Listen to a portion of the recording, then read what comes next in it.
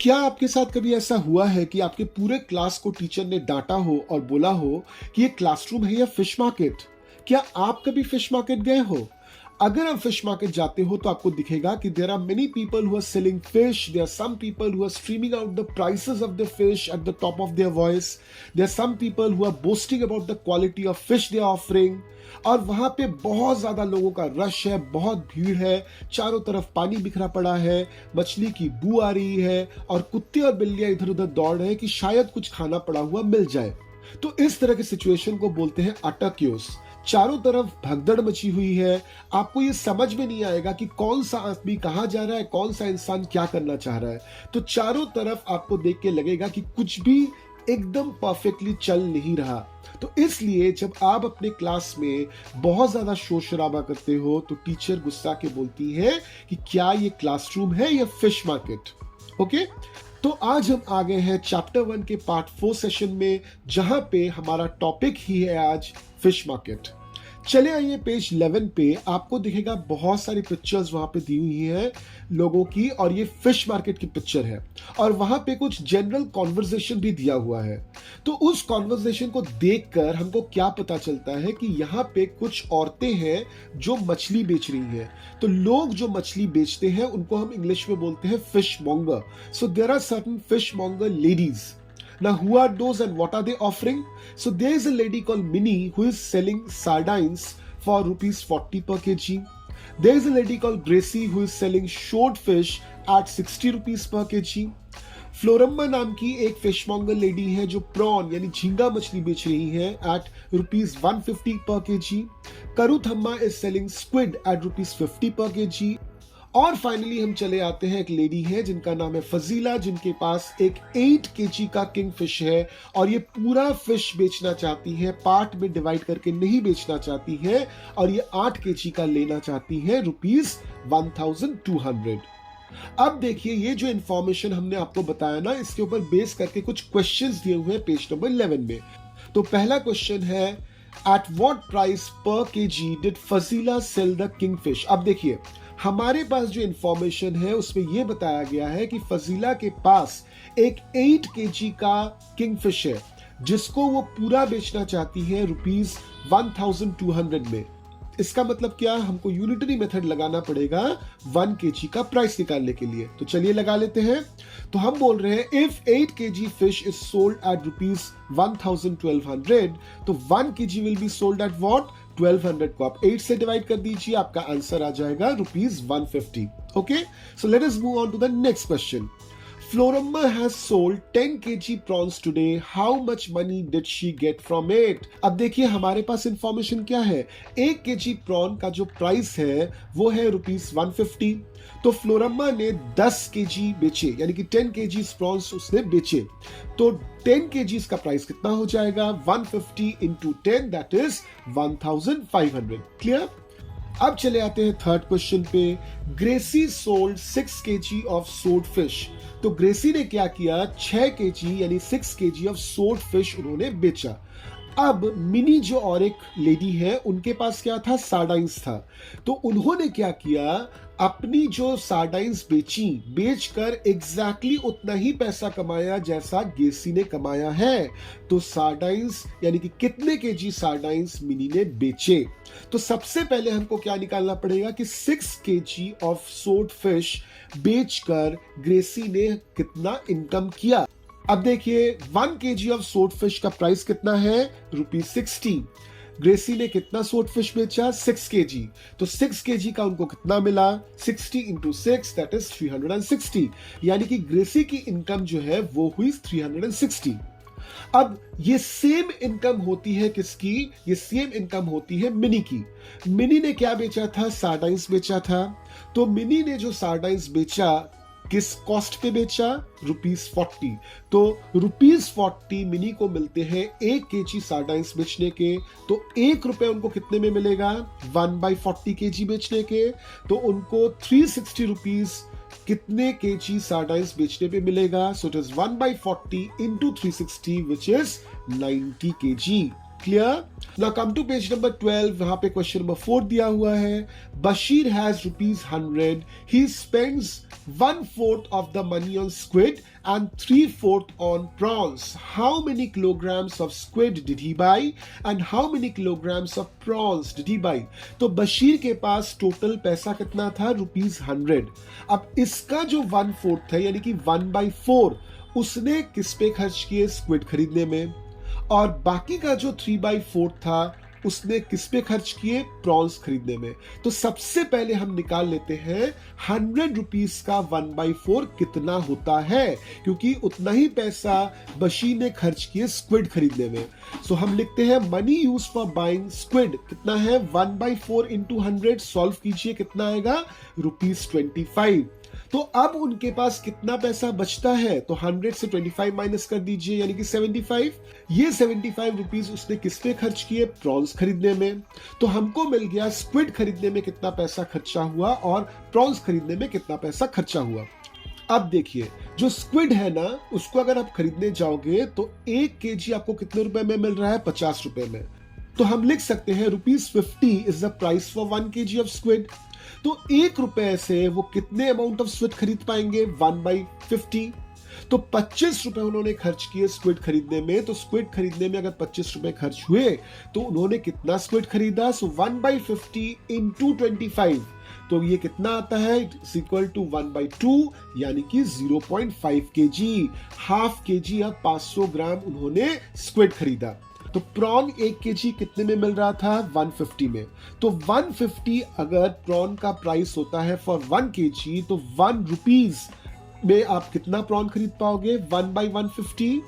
तो ₹75 में आप कितना प्रॉन खरीद पाओगे? It is 1/150 into 75, which is again 1/2, which is again 0.5 kg, यानी कि 500 ग्राम्स। यानी कि उन्होंने 25 रुपीज खर्च किए 500 ग्राम स्क्विड खरीदने में या 0.5 kg स्क्विड खरीदने में, और उन्होंने 75 रुपीज खर्चा किया 0.5 kg प्रॉन यानी कि 500 ग्राम प्रॉन खरीदने में। क्लियर? ये प्रोसेस पूरा क्लियर है?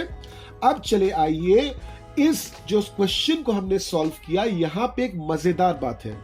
देखिए, आपका क्वेश्चन जो है वहां पे बोला गया है कि बशीर के पास 100 रुपए थे और उन्होंने 1/4 ऑफ द मनी खर्च किए स्क्विड खरीदने में और 3/4 ऑफ द मनी खर्चा किया उन्होंने प्रॉन खरीदने में। हमने जो ये क्वेश्चन सॉल्व किया है वहां पे हमने 1/4 को तो कंसिडर किया है, मगर 3/4 को कंसिडर नहीं किया है। तो इसको समझने के लिए आपके स्क्रीन पे एक डायग्राम आ रहा है, उस डायग्राम को देखिए। पहला जो पार्ट है वो है 1/4 और बाकी का जो पार्ट है वो है 3/4, यानी पूरा जो सर्कल है, इस सर्कल का 1/4 पोर्शन आप देख रहे हो और साथ में 3/4 पोर्शन भी आप देख रहे हो। अब ये 3/4 के साथ 1/4 को आप जोड़ दीजिए तो कितना आएगा? आप देखिएगा पूरा का पूरा सर्कल बन जाता है। यानी कि 1/4 के साथ अगर हम 3/4 ऐड करें तो पूरा का पूरा सर्कल यानी कि पूरा का पूरा 1 बन जाएगा। यानी कि अगर हमारे पास सर्कल है और उसमें से अगर हमने 1/4 हटाया तो बचेगा क्या? 3/4। रिवर्स करके इसको समझिए, अगर आपके पास सर्कल है उसमें से अगर 3/4 आपने हटाया तो आपके पास बचेगा क्या? 1/4। अब इसी चीज को हमारे क्वेश्चन नंबर 4 में अप्लाई कर दीजिए। हमने 100 रुपीज का 1/4 निकाला, कितना निकला? 25 रुपए। हमने डायरेक्टली इस 25 को 100 से माइनस कर दिया, 75 निकल के आया। हम बोल रहे हैं ये 75 जो है 3/4 है, क्योंकि 1/4 निकालने के बाद जो बचेगा वही मेरा 3/4 होगा। ठीक है, तो इसलिए मैंने पहले वाले क्वेश्चन पे क्या किया, हमने 1/4 तो कंसिडर किया था मगर 3/4 को कंसिडर करने की जरूरत नहीं पड़ी। डायरेक्ट हमने 100 से 25 रुपीज माइनस कर दिए तो 3/4 अपने आप हमको मिल गया। क्लियर? अब देखिए, ये जो फिशरमैन है ना, ये बहुत मेहनत करते हैं। ये समुंदर में जाते हैं, मछलियां पकड़ते हैं, उन मछलियों को पकड़ के वापस ले आते हैं और मार्केट में बेचते हैं। इनकी लाइफ में कोई भी सिक्योरिटी बोले तो फाइनेंशियल सिक्योरिटी नहीं है। अगर मान लीजिए किसी एक दिन कोई मछुआरा अगर बीमार पड़ जाए तो समुद्र में नहीं जा पाएगा, या मान लीजिए बहुत ही ज्यादा बैड क्लाइमेट हो गया, वेदर बहुत बिगड़ गया, बहुत जोर से तूफान आने वाला है, तो ये मछुआरा जो है he will not be able to go to the sea, he will not be able to catch the fish. तो फिश अगर नहीं पकड़ेगा तो बेचेगा क्या, इनकम क्या करेगा। तो इन लोगों की फिनेंशियल कंडीशन जो है बहुत खराब होती है। कभी कभार तो ये अपने स्वास्थ्य के ऊपर डिपेंड करते हैं, कभी कभार तो ये पूरी तरह से क्लाइमेट पे डिपेंडेंट होते हैं, तो इनकी फिनेंशियल कंडीशन प्रॉपर नहीं होती। तो अब इनको फिनेंशियल कंडीशन भी प्रॉपर करनी है, क्योंकि ये भी सोचने की कोशिश कीजिए, इन्होंने मछलियां पकड़ ली, उनको ये मार्केट में बेचने आए, बाय चांस मार्केट में उस दिन उनकी मछली नहीं बिकी, तो ये मछलियों का करेंगे क्या। मछलियां तो बहुत जल्दी सड़ जाती है ना। So they have to keep this entire fish in a particular place called a cold storage. And if they store the fish in the cold storage so that they can take out the fish from there and sell it on the next day, ये cold storage में रखने से भी पैसा लगता है। तो जिनके पास ऑलरेडी पैसे की कमी है, ये इतना खर्चा उठाएंगे कैसे।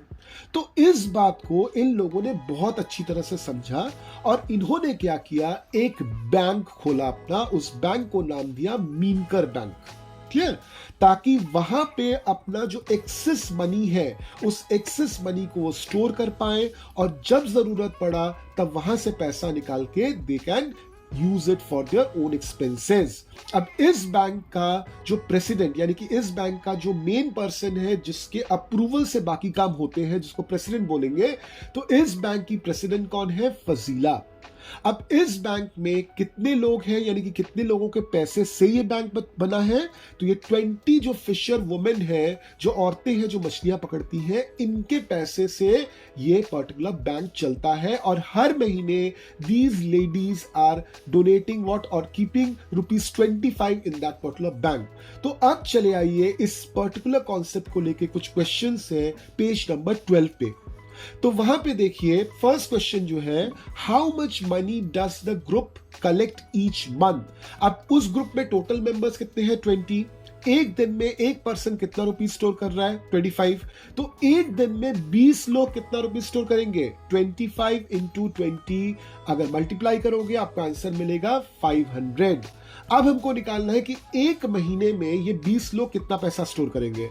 तो लेट अस अज्यूम एक महीने में 30 दिन होते हैं, तो एक दिन में अगर 500 रुपए जमा होता है तो 30 दिन में कितना होगा, 500 इंटू 30 विच इज ₹15,000। क्लियर। तो इस तरह से हमने फर्स्ट क्वेश्चन को सॉल्व किया। अब चले आते हैं सेकंड क्वेश्चन पे, how much money will be collected in 10 years। तो चलिए अब वापस देख लेते हैं, एक दिन में कितना पैसा वो लोग बैंक में डाल रहे हैं, ₹500। तो 10 years में सबसे पहले निकाल लेते हैं कि कितने दिन है। तो अगर हम मान के चले कि एक साल 365 डेज का है, देखिए एक साल 365 डेज का जनरली होता है, मगर लीप ईयर भी आता है ना हर 4 साल बाद, जहां पे 366 डेज होते हैं। तो for the sake of simplicity हम मान के चलते हैं कि एक साल जो है वो 365 डेज का ही है। तो अगर एक साल में 365 डेज होते हैं तो 10 years में 10 साल में कितने दिन होंगे, 10 इंटू 365, यानी कि आपका कितना निकल के आता है नंबर ऑफ डेज, 3650। अब एक दिन में अगर 500 रुपए कलेक्ट होता है तो 3650 डेज में कितने रुपए कलेक्ट होंगे, 500 इंटू 3650 मल्टीप्लाई कीजिए, आपको आपका आंसर मिल जाएगा 18,25,000। क्लियर। अब देखिए पेज नंबर 12 के प्रैक्टिस टाइम में एक पैराग्राफ दी हुई है, Gracie needs money to buy a net. Jhansi and her sister want to buy a logboat, so they take a loan from their bank. They will return it with interest. तो ग्रेसी, झांसी और झांसी की बहन ये लोग bank से loan लेना चाहते हैं। आपको पता है कि बैंक ऑब्वियसली लोन्स देती हैं। लोन मतलब किसी को पैसा देना, इस टर्म पे देना कि कुछ दिनों बाद या सालों बाद या महीनों बाद वो पैसा वो लोग वापस कर देंगे बैंक पे, तो उसको हम लोग बोलते हैं लोन। तो ये लोग लोन लेना चाहते हैं। अब देखिए इस बेसिस पे कुछ क्वेश्चंस हैं। तो पहला क्वेश्चन जो है that is, Gracie took a loan of ₹4,000 to get a net. She paid back ₹345 every month for 1 year. How much money did she pay back to the bank? अब ग्रेसी ने कितना लोन लिया था, ₹4,000। हर महीने what is the amount she is paying back to the bank, ₹345। अब उन्होंने ये जो 345 रुपीज है जो पर मंथ वो पे कर रही है, कितने दिनों तक पे किया? फॉर 1 ईयर मतलब 12 मंथ्स। तो अब हम निकालते हैं कि 12 मंथ्स में उन्होंने कितना पैसा बैंक को पे कर दिया। तो 345 इंटू 12 कीजिए तो आपका आंसर आएगा ₹4140। तो ये हो गया टोटल अमाउंट जिसको ग्रेसी ने बैंक में रिटर्न किया है। ठीक है, अब यहां पे बहुत बारीकी से देखिए, ग्रेसी ने 4000 रुपीज का लोन लिया था, मगर जब उन्होंने पे बैक किया उन्होंने बैंक को कितना दिया? 4140। तो अगर आप बैंक से लोन लेते हो तो ऑब्वियसली आपको बैंक को तो पैसा वापस करना पड़ेगा।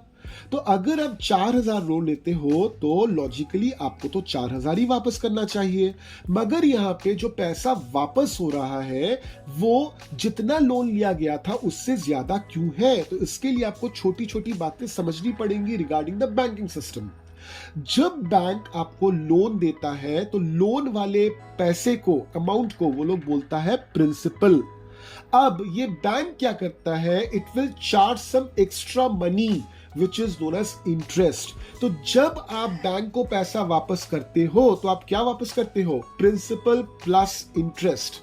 ठीक है, और ये इंटरेस्ट जो एक्स्ट्रा मनी जो आपने बैंक को वापस किया, इस इंटरेस्ट को हम लोग क्या बोलते हैं? बैंक की अर्निंग। तो बैंक इस तरह से पैसा कमाता है वाया द इंटरेस्ट।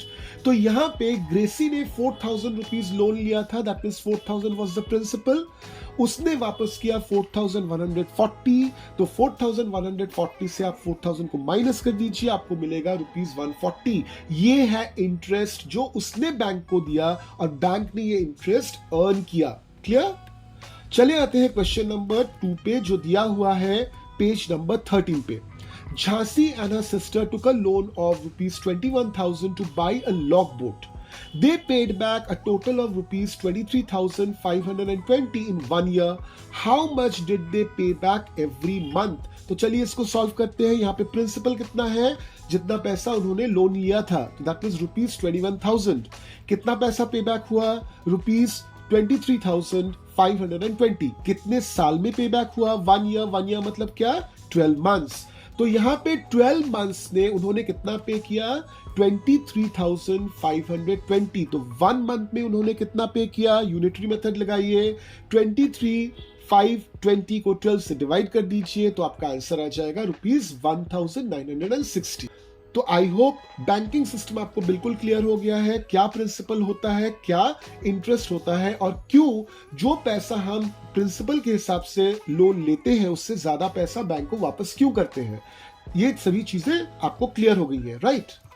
अब देखिए, पहले के जमाने में क्या होता था कि औरतें सिर्फ घर का काम करती थी।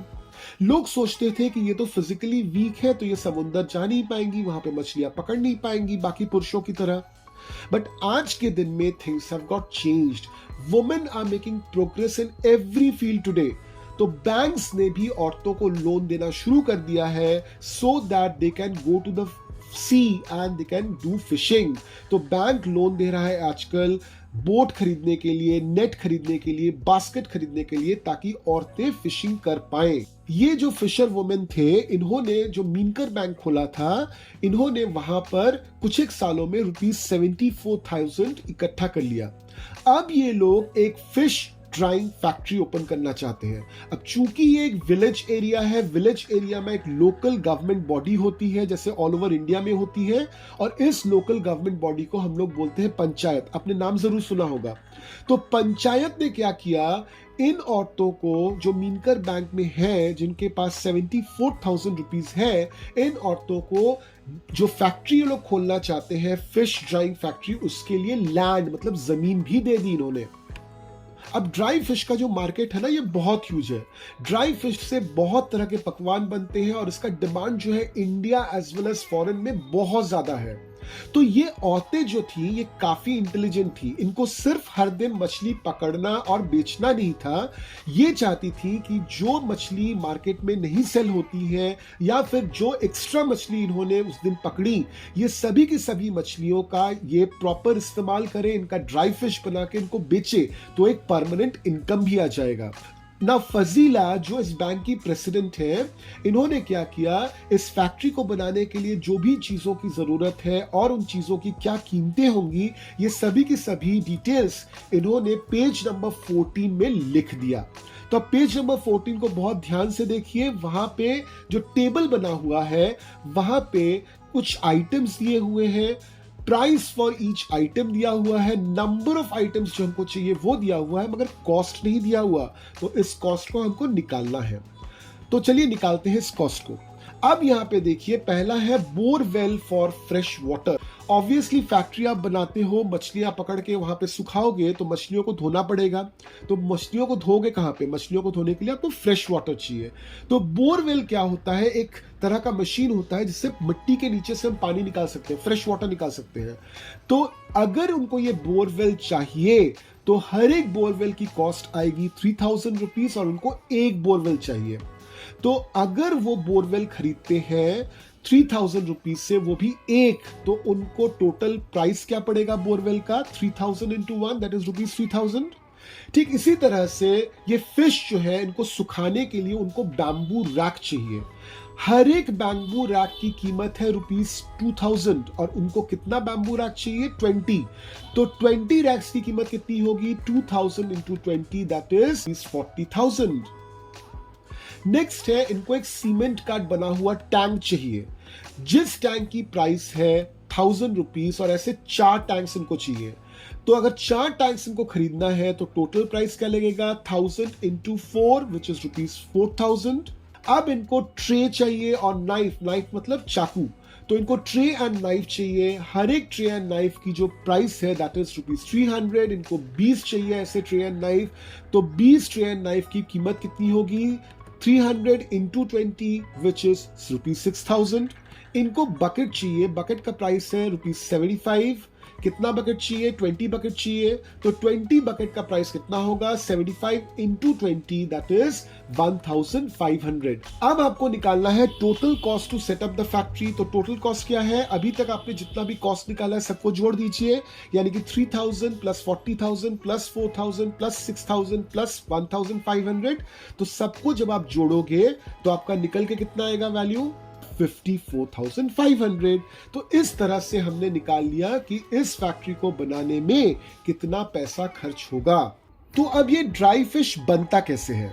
ड्राई फिश बनाने के लिए फ्रेश फिश को लेते हैं, उसको अच्छी तरह से धोते हैं, उस पर नमक लगाते हैं और फिर उसको डायरेक्टली सन रे यानी कि धूप में छोड़ देते हैं। अब धूप में रखी हुई ये फिश धीरे धीरे सूख जाती है, यानी इस फिश के अंदर बहुत पानी होता है, जैसे हमारे शरीर के अंदर भी बहुत पानी होता है, तो एक फ्रेश फिश के बॉडी में भी बहुत सारा पानी होता है। तो जब उस फिश को हम नमक लगाकर धूप में छोड़ देंगे तो क्या होगा कि उसके अंदर का जो पानी है दैट विल गेट एवापोरेटेड। अब पानी जब एवापोरेट हो जाएगा तो इसका मतलब होगा क्या कि फ्रेश फिश का जो वेट है उसके वेट से ड्राई फिश का वेट जो है वो कम हो जाएगा, क्योंकि पानी जो फ्रेश फिश में था वो अब ड्राई फिश में नहीं है। तो एक अंदाजा बताता है, एक एस्टिमेट बताता है कि ड्राई फिश का जो वेट है दैट इज 1/3 यानी कि 1/3 of the fresh fish weight. इसका मतलब क्या? अगर आपके पास 30 kg फ्रेश फिश है तो उसको अगर आप ड्राई करते हो तो आपको 30 kg फ्रेश फिश से कितना मिलेगा? 1/3 यानी कि 1/3 इंटू 30, 10 kg। तो आपके पास ड्राई फिश जो बनके तैयार होगा वो 10 kg होगा, यानी 30 - 10 आप कीजिए, यानी कि 20 kg था पानी उस फिश के अंदर जो ड्राई करने पे पूरी तरह से ऊब गया, लॉस्ट हो गया, एवापोरेट हो गया। Clear? Now the women in the Meenkar bank want to dry 6000 kg of fish every month. तो 6000 kg of fish को अगर कोई ड्राई करेगा तो हमको ड्राई फिश कितना मिलेगा? 1/3 उसका, यानी कि 6000 into 1/3, that means 2000 kg of dry fish हर महीने हमको मिलेगा। ठीक है? In the same way, let us help Floramma to solve these particular questions. तो सबसे पहला क्वेश्चन यहां पे देखिए क्या है? We dry 6 kg fresh fish to get 1/3। तो 6 इंटू 1/3 करोगे तो आपको कितना मिलेगा? 2 kg dried fish. For 6 kg fresh fish we have to pay, यहां पे देखिए एक इक्वेशन दी हुई है, 6 into dash is equals to 90। तो डैश की वैल्यू हम कैसे निकालेंगे? आप 90 को 6 से डिवाइड कर दीजिए, तो जैसे ही आप 90 को 6 से डिवाइड करोगे आपका रिजल्ट कितना आएगा? 15। अब जरा चेक कीजिए, 6 इंटू 15 90 बनता है, यानी कि आपका आंसर बिल्कुल सही है। अगला है we sell 2 kg dried fish and get 2 into dash is equals to rupee dash. अब देखिए ड्राइड फिश जब सेल कोई करेगा तो कितने रुपए में सेल होता है? 70 रुपीज पर केजी, यानी कि अगर 2 kg कोई सेल करेगा तो क्या होगा? 2 इंटू 70, 2 इंटू 70 कितना होता है? 140। तो 2 into 70 is rupees 140। So the next is if we dry 6 kg fresh fish, we will earn dash dash 90 is equals to rupees dash। अब यहां पे देखिए 6 kg अगर आपके पास फ्रेश फिश है तो इस 6 kg से आपको कितना ड्राई फिश मिलेगा? इसका 1/3 दैट इज 2 kg। अब 2 kg ड्राई फिश अगर आप बेचोगे तो 1 kg ड्राई फिश का प्राइस कितना दिया हुआ है? ₹70। तो ₹70 इंटू 2 kg मतलब इंटू 2 कितना होगा? 140। सो ये 140 रिप्लेस कर देगा आपके फर्स्ट अंडरलाइन को। अब ये जो 90 है, ये 90 कहां से आया? तो इसको समझने के लिए आपको देखना पड़ेगा कि हमने कितना फ्रेश फिश लेकर काम करना शुरू किया था। 6 kg। 1 kg फ्रेश फिश का प्राइस कितना है? ₹15। तो 6 kg का प्राइस कितना है? 90। यानी कि यहां पे जो 90 दी हुई है ये 6 kg फ्रेश फिश का प्राइस है।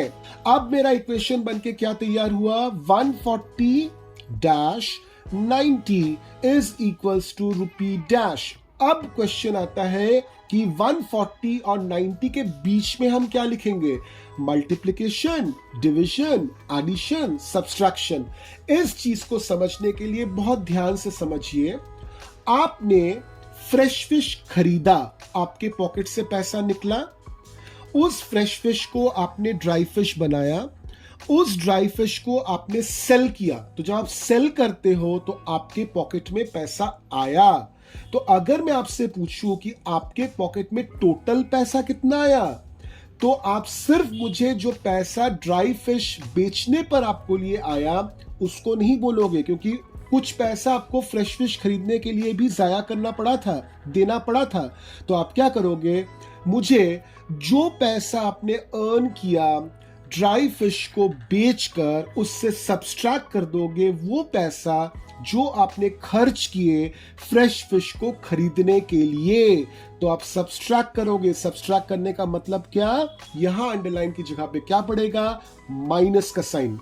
तो 140 रुपीज आपने इनकम किया ड्राई फिश बेचकर, उससे आप माइनस कर रहे हो 90 रुपीज जो आपने पैसे दिए किसी और को वो फ्रेश फिश खरीदने के लिए। तो 140 से 90 आप माइनस करके देखो, आपके पास रिजल्ट कितना आता है? 50। The amount that you will earn if you want to dry and sell 6 kg of fresh fish.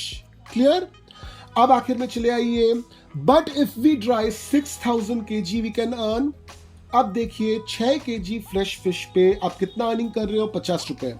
तो 6000 kg अगर आपके पास फ्रेश फिश हुआ तो आप कितना अर्निंग करोगे? ऑब्वियसली 50 रुपए का 1000 गुना, 50 into 1000 that is 50,000 in 1 month. Clear? बहुत ध्यान से इस चीज को दोबारा आप रिवाइंड करके देख सकते हो, एकदम क्लियर हो जाइए इस चीज को। अब देखिए कितना ज्यादा इनकम हो रहा है एक मंथ में। अगर सब कुछ ठीक ठाक रहा तो एग्जैक्टली इतना अमाउंट ही उनके बैंक में हर महीने आने वाला है, इतना प्रॉफिट होने वाला है इनको। तो इनकी इनकम कितनी ज्यादा स्टेबल हो जाएगी एक बार जरा सोचिए। मगर इनसे एक गलती हो गई, और वो गलती क्या? झांसी ने इसको खोज निकाला कि फजीला ने जो पूरा लिस्ट निकाला था कि हमको कौन कौन सी चीजें चाहिए, उस लिस्ट में एक बहुत इंपॉर्टेंट सी बात मिस हो गई जो उसको झांसी ने पॉइंट आउट किया। और वो क्या कि इस लिस्ट में कहीं पे हमने सॉल्ट यानी नमक की बात नहीं की थी फर्स्ट, और सेकंड है, हमने ये नहीं कंसिडर किया कि एक बार मेरा ड्राई फिश जब बन जाता है उसको तो मार्केट में ले जाकर बेचना पड़ेगा ना। ड्राई फिश का मार्केट तो अलग होगा, वहां पे ले जाके बेचना पड़ेगा, उस ड्राई फिश को पैक करना पड़ेगा। तो पैकेजिंग एंड ट्रांसपोर्टेशन का कॉस्ट और साथ में सॉल्ट, इन दोनों का कॉस्ट उस लिस्ट में नहीं लिया हुआ था। ये एक बहुत बड़ी गलती है। अब तो सब कुछ कैलकुलेशंस चेंज होने वाले हैं। तो क्या उन्होंने खोज के निकाला कि ड्राई फिश बनाने के लिए every month they will require 1500 kg of salt, यानी कि 1500 kg ऑफ सॉल्ट। अब सॉल्ट जो है वो तो फ्री आता नहीं है, कॉस्ट ऑफ सॉल्ट इज ₹2 पर kg। तो अब एक महीने में what will be the cost of salt? तो 1500 हमको केजी सॉल्ट चाहिए, हर एक केजी का प्राइस अगर ₹2 होता है तो आपको एक महीने का कॉस्ट निकालना है। तो कैसे निकालोगे? 1500 into 2 which is 3000। ठीक है, अब ये 3000 खर्चा लगेगा सॉल्ट के लिए। अब जो चीजें हैं, जो ड्राई फिश है, उसका पैकेजिंग करना पड़ेगा, बस के जरिए उसको भेजना भी पड़ेगा मार्केट, इसका खर्चा अलग से निकाला झांसी ने कि अनदर 3000 लगेगा। तो अब आपका जो टोटल इनकम होने वाला था महीने का, दैट इज 50,000, उसमें से तो ये घट जाएगा। तो उसको घटाते हैं, तो their earning every month after all deduction क्या है? 50,000 माइनस 3,000 माइनस 3,000। ठीक है, तो आपका टोटल कितना आ रहा है? 44,000। अब चले आइए पेज नंबर 15 पर। इन्होंने भी कैलकुलेशन किया, फजीला ने कैलकुलेशन करके निकाला कि हर महीने बैंक का इनकम होने वाला है 44,000 और हमारा वैल्यू क्या आया था? वो भी 44,000 आया है। यानी कि फजीला और हमारा कैलकुलेशन एकदम सेम है। तो मैं आशा करता हूं कि whatever calculations we have seen, it is absolutely clear to you. If you have any doubts, immediately मुझे कांटेक्ट कीजिए। मेरा व्हाट्सएप नंबर दिया हुआ है डिस्क्रिप्शन में, मेल आईडी दी हुई है। Contact me so that I can clear your doubt. With this, we are ending the chapter number 1 and again chapter number 2 के series of videos में हम वापस मिलेंगे। Till then, keep learning.